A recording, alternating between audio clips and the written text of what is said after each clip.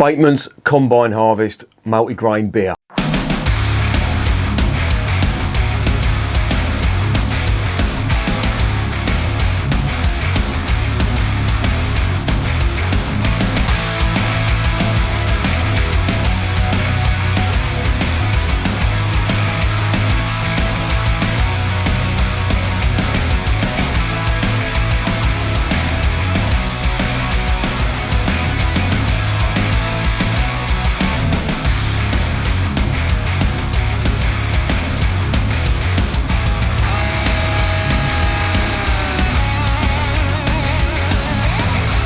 And remember, life is too short to be drinking shitty beer.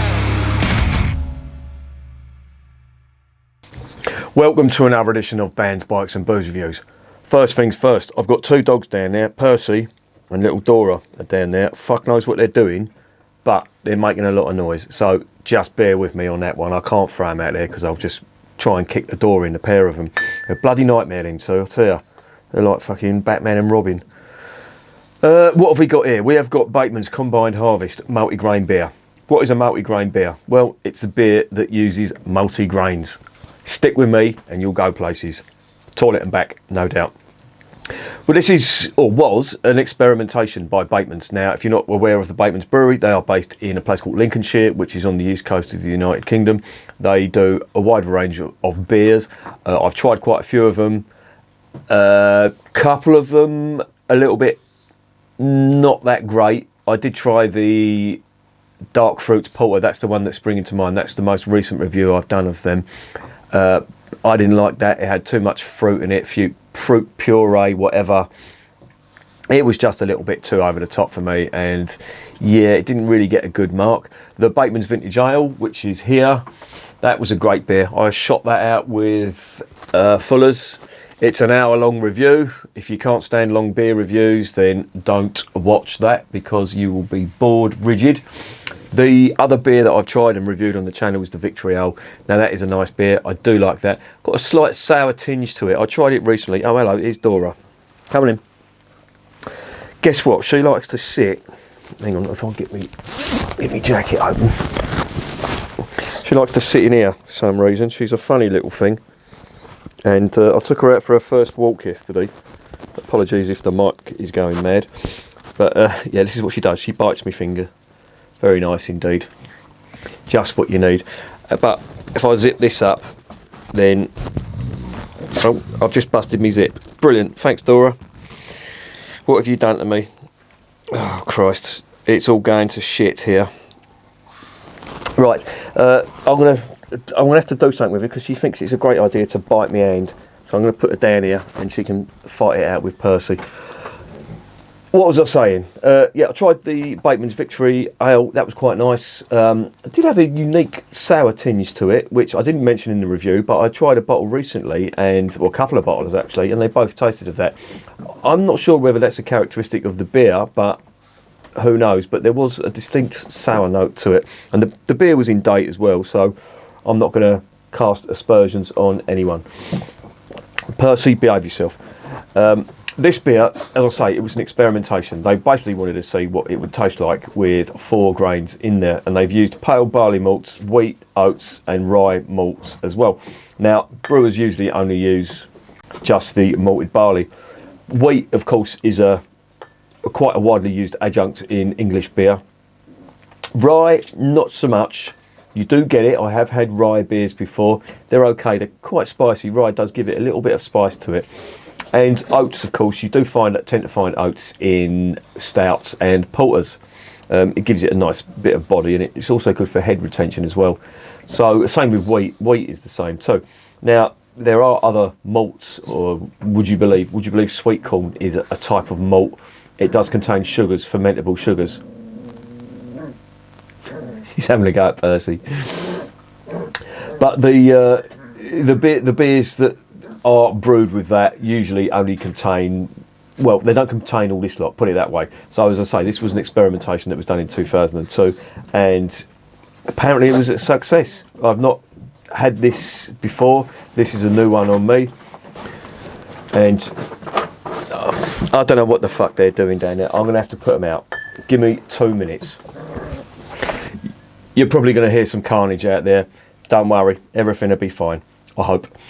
Yeah, as I say, the beers that are usually brewed in the UK will contain some of these. They'll contain pale barley malts, they'll contain wheat, they'll contain oats, and some even contain rye as well. However, this supposedly is the first multigrain beer. So there you go, that's what multigrain beer is.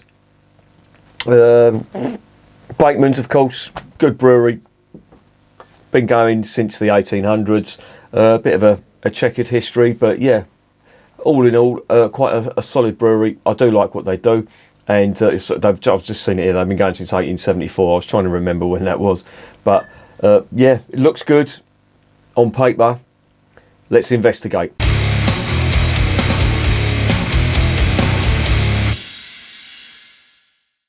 Right, before we do, I'll give you a quick rundown of what's on the bottle.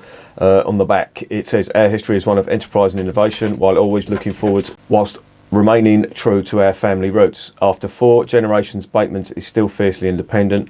Honesty, creativity and gritty determination fuel our passion for our beers. The original multigrain beer. Combined harvest is brewed with pale barley malts combined with wheat, oats and rye malts, then hopped with Challenger and Target varieties. It hits the mouth with a wonderful quenching flavour, full of hops, citrus, fruits and biscuity malts. Interesting. 4.7%, 500ml bottle. Challenger and Target hops. 2 classic English hops. Challenger, of course, does provide a lot of spice on beers, and it's used quite a lot in English bitters because it does have that black pepper bitterness on the finish. Target as well, that's quite a common English hop used in a lot of English ales, and it does contain some fruit on there or in there as well. But interesting all the same. Let's get it open and let's see what's going on.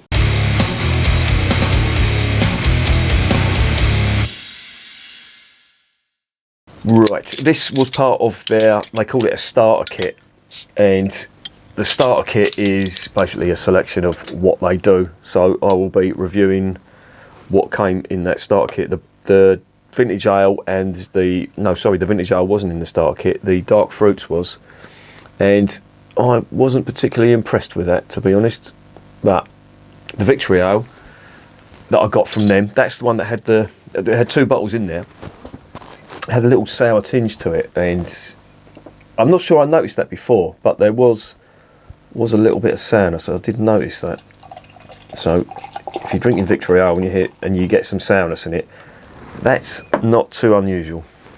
But this one, what are we getting? I'll tell you something, this glass is not clean at all.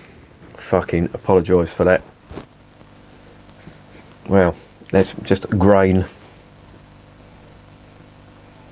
It smells a little bit like a lager, to be honest. Oh, hang on, wait a minute. There's some distinct hop spiciness coming through, which I'm going to go out on a limb and say that's coming from the Challenger that's in here. And some fruit as well. Now, I'm not just reading this off the back of the bottle, I genuinely am getting these aromas. The fruit is sort of lemony and orange zest. Interesting. The flavours, the aromas are not that big, but they are there definitely. Let's see if I can get a little bit of a head on it, because the head has dissipated a little bit. Oh yeah, and I'm getting another flavour in there now, or another aroma. What is that? Oh, it's like a sort of a grainy biscuit flavour, aroma. Don't worry, I will not say roasty toasty, because that means fuck all. Right, let's get it down the hatch.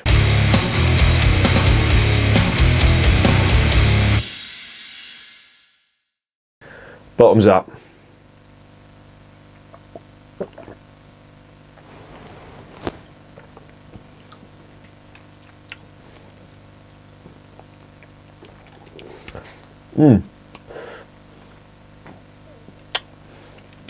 That's quite nice. I will say it's quite smooth and drinkable. There is definite flavour there though. So on the palate,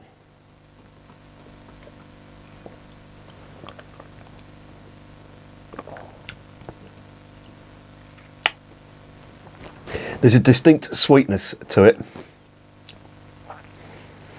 and there is what I'm perceiving to be like a crystal type malt, because there is like that sweet, creamy style malty flavour that you get on certain beers that have got crystal malt in there. But that's, if there's no crystal malt in there, then they're doing a very good impression of what crystal malt should taste like. There is, again, there was a slight sour aroma, which isn't unpleasant, and I'm wondering whether that's a characteristic of the Batemans yeast, because this is exactly what I was getting, or similar, very similar to what I was getting with the Victory Ale. Interesting.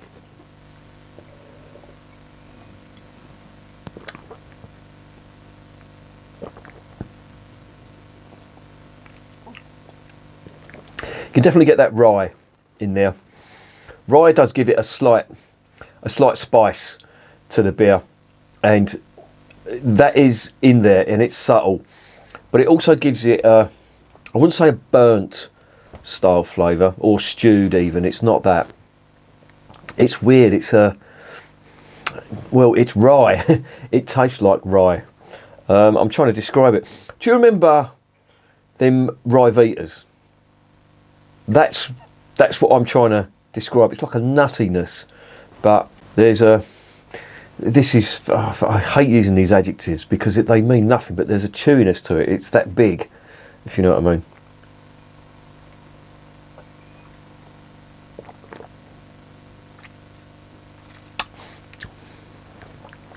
Aroma's quite pleasant actually, and I could see how this would, because they do this on cask as well. I think it's 4.6 on cask. I think it's slightly less, I could be wrong, but this is one that would probably appeal to lager drinkers, because yes, there is definite flavour in there. The bitterness isn't big. Now that's what puts a lot of lager drinkers off real ales, is the bitterness, and I do get that. Some people just do not like that bitterness that you get from ale, and of course that's the hops that's usually doing that, and people just don't like it. They like easy drinking, slightly less flavoured beer, sort of more rounded flavoured beer, and of course lager does fit that bill, and that's why they drink it. But you know, if you do want some real flavour, then obviously ales are the road to go down. Top fermented ales, I should say.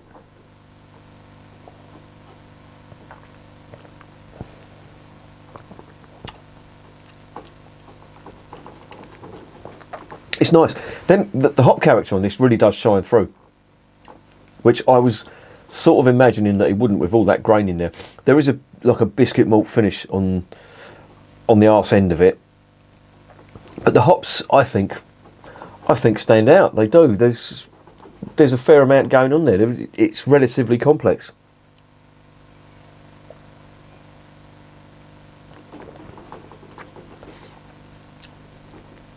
Definite orange and lemon fruit on there, with a spicy bitterness too.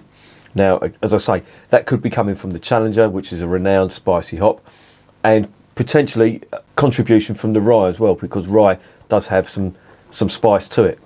To be honest, I thought the grain or the bread finish the biscuit finish on it, I should say, would be bigger, but it isn't really. It's just quite rounded when it comes to the malt character on this.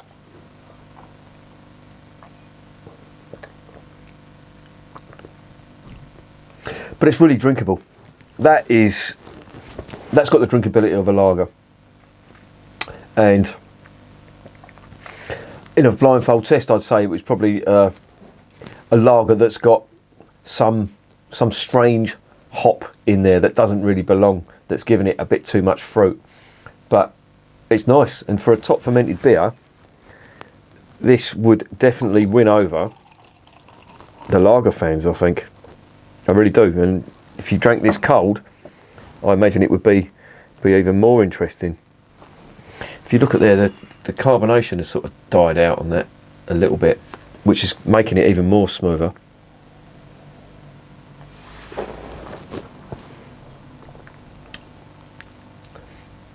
Very nice, very refreshing. This is I would say cold cellar temperature. It is fucking taters out there. I was out there, took the dogs out. It is down in the low 30s, or the mid 30s, I would say. Now, if you're into Celsius, you're on your own there. I don't do Celsius. I'm still old school. I still do Fahrenheit. So it's in the low to mid 30s. I'd say sort of 33 to 35 out there. It is fucking freezing, and this again is chilled as well. So I'm obviously drinking this at the wrong time of year, but I would imagine, God, some definite fruity zest coming from the aroma on there now. It's really nice. I do like this.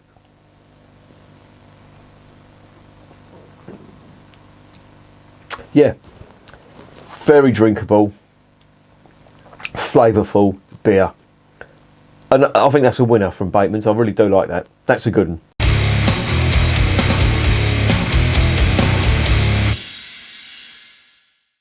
So what is the verdict on Combined Harvest Multigrain? Well, that is a golden ale, an English golden ale, and as you may or may not know, I really have mixed feelings about golden ale. It's a very hit and miss style.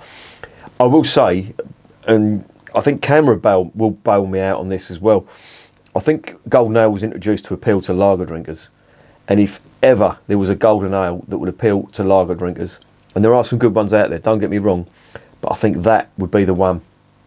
I think it's got just enough going that it would introduce lager drinkers to slightly more flavour. When I say lager drinkers, I don't mean that disparagingly. I'm talking about your average lager drinker over here in the UK. I believe that would introduce them to slightly more flavour. There's no real bitterness on there. There is some spiciness, which some people may conceive as bitterness, but it's more spicy than anything else. But it's subtle. It is there, and I think the overall gist of this beer is to sort of bridge that gap between lager drinkers and ale drinkers, and I think that's a really worthy effort, to be honest, and it's good that someone's doing that. Now, I know a lot of brewers do golden ale, and as I say, it's hit and miss. I've had some good golden ales. Some of them that stand out are the two that have come from St Peter's. They do some good golden ales. Hook Norton do a good golden ale. Shepherd Neame, Whitstable Bay is okay as a golden ale. It's not the best. It is okay. This one is a good one. It's going to go down as a good one, and I'm going to give it an 8 out of 10. I think it deserves it. I think it's a solid 8 out of 10. If you are a lager drinker and you want to try a decent golden ale, I would suggest you try this if you can get hold of it. It's nice. I don't know what it'd be like on cask, so you've got to remember, if you have it on cask and it's the summer, it's not going to be as cold as lager. But if you get it in bottles and you whack them in the fridge and leave them there for a couple of days, and on a hot summer's day, I'm obviously drinking it at the wrong time of year when it's fucking freezing out there. But if you want to try a decent top fermented golden ale in the summer, then give this one a go, because it's a good one. I'm impressed. And remember, beer is working class champagne.